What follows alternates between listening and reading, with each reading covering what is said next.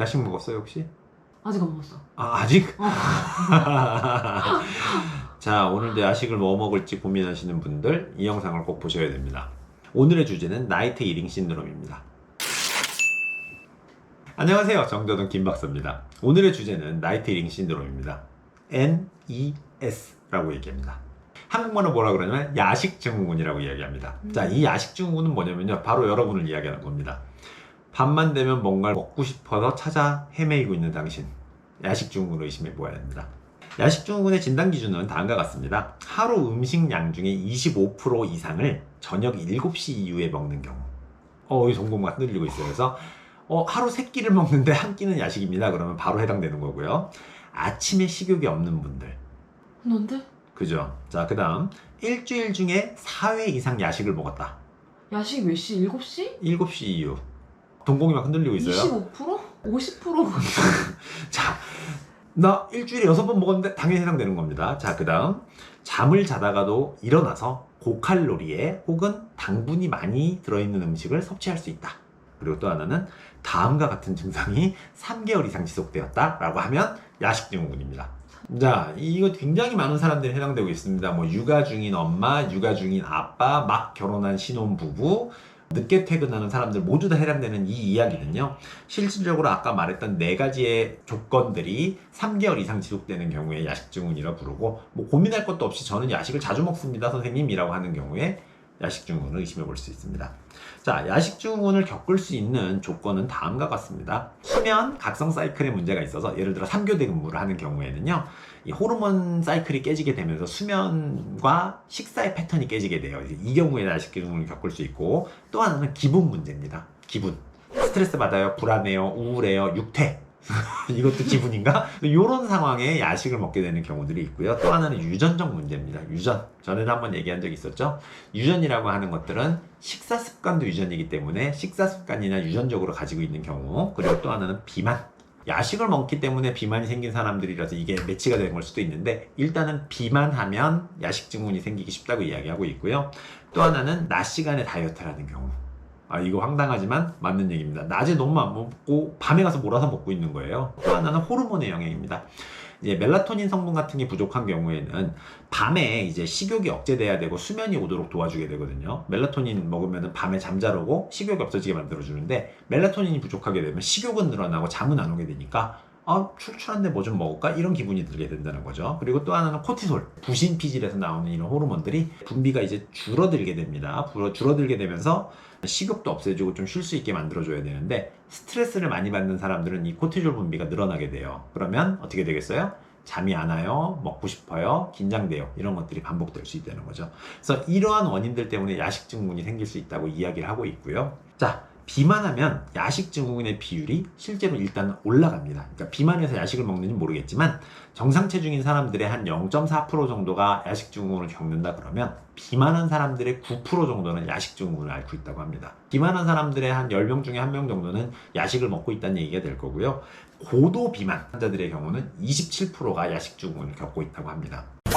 야식 증후군이 도대체 무슨 문제를 가져오는데, 자, 첫 번째는 뭘 갖고 오죠? 불면증을 갖고 옵니다. 자, 배부르면 잠이 안 와요. 사실은 여러분, 나 배부르면 잠 되게 잘 오는데 하시는 분들은 뭐냐면요, 위장이 튼튼한 거예요.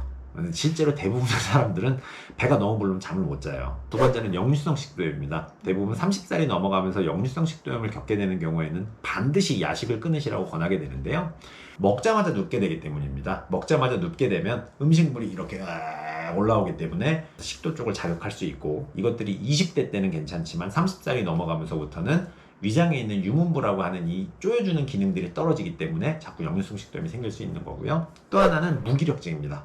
왜죠? 야식을 먹으면 신이 나서 괜찮을 것 같은데 라고 생각하시겠지만, 실질적으로는 그 다음날 아침, 오후까지도 계속 무기력증을 겪을 가능성이 큽니다. 식사에 너무 많은 에너지를 많이 써서 잠을 충분히 쉽게 잠들지 못하기 때문이고요. 또 하나는 자다가 자꾸 깨게 됩니다.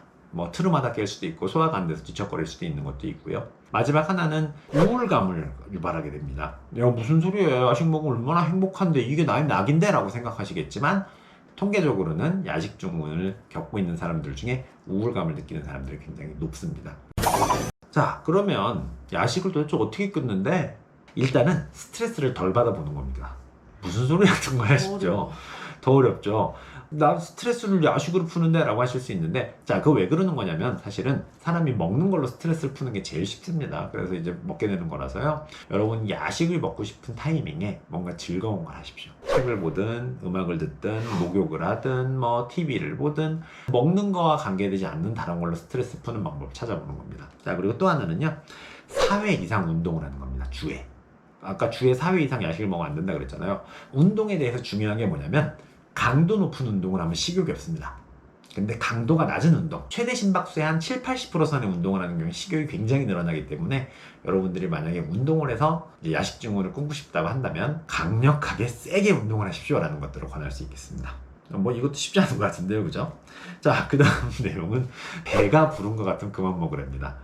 이 경우에 도움이 되는 팁을 한 가지 더 드리자 그러면, 배가 부른 걸 느끼기 위해서는 천천히 드셔야 됩니다. 천천히 드시면서 배가 부르면 그만 먹어볼까 라는 식으로 노력을 해보시면 좋고요. 또 하나는 뜨거운 물 샤워를 하는 겁니다. 뜨거운 물로 샤워를 하게 되면요, 교감신경이 이제 항진이 되게 되거든요. 그러면서 식욕이 조금 줄어들고 안정이 되는 효과가 있기 때문에 위장활동이 억제가 됩니다. 그것 때문에. 그래서 좀 편하게 보실 수 있을 거고요. 또 하나는 일찍 자는 겁니다. 이 진짜 중요한 팁입니다. 여러분들이 이제 할 수 있는 유일한 방법 중에 하나가 이겁니다. 배고픔을 느끼기 전에, 그러니까 왜냐하면 사람이라는 게 6, 7시쯤에 저녁을 먹게 되면 필연적으로 11시쯤 되면 배가 고파요. 인간인 이상. 그런 경우에 11시 전에 잠이 들어버리는 겁니다.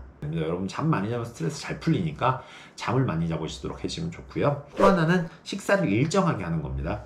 아까 야식 증후군의 되게 큰 부작용 중에 하나가 뭐였냐면 아침에 식욕이 없어였는데요. 아침에 식욕이 없으면 패턴이 어떻게 되냐면 점심을 먹게 되고 저녁을 먹게 되고 야식을 먹게 되는 식으로 넘어가게 됩니다. 왜냐면 사람이 심리적으로요, 나 아침도 안 먹었는데 저녁 좀 먹으면 좋지 않아? 라고 생각을 하면서 편하게 먹게 되는데, 이 일들을 막아줘야 되기 때문에 끼니가 일정할수록 좋다는 겁니다. 저희 다이어트 환자분들한테도 반드시 아점절을 드시는 게 좋다고 말씀드리는 것도 사실은 패턴화 시키면서 일정하게 안정시켜주면 나머지 야식이니 간식이니 다 끊기 쉽기 때문이거든요.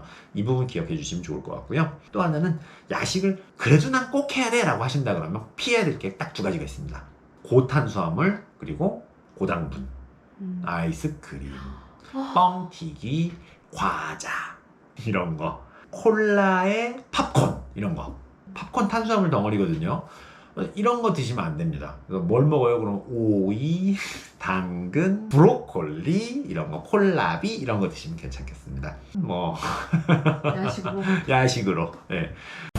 자, 여러분 굉장히 스트레스 많이 받고 있는 거 알고 있는데요. 여러분의 몸은 야식을 먹으면 머리는 편해질지 모르겠지만 실질적으로 몸은 굉장히 고통받으면서 잠잘 시간에도 쉴 수가 없습니다. 그러면 만성적인 피로감을 자꾸 유발할 수 있으니까요. 가능하시면 야식 드시지 말고 일찍 주무시면서 뭐 운동하시면서 그렇게 시간을 보내보시면 좋겠습니다. 저희는 그러면 다음 시간에도 유익한 내용으로 만나보도록 하겠습니다. 다음에 만나요. 안녕.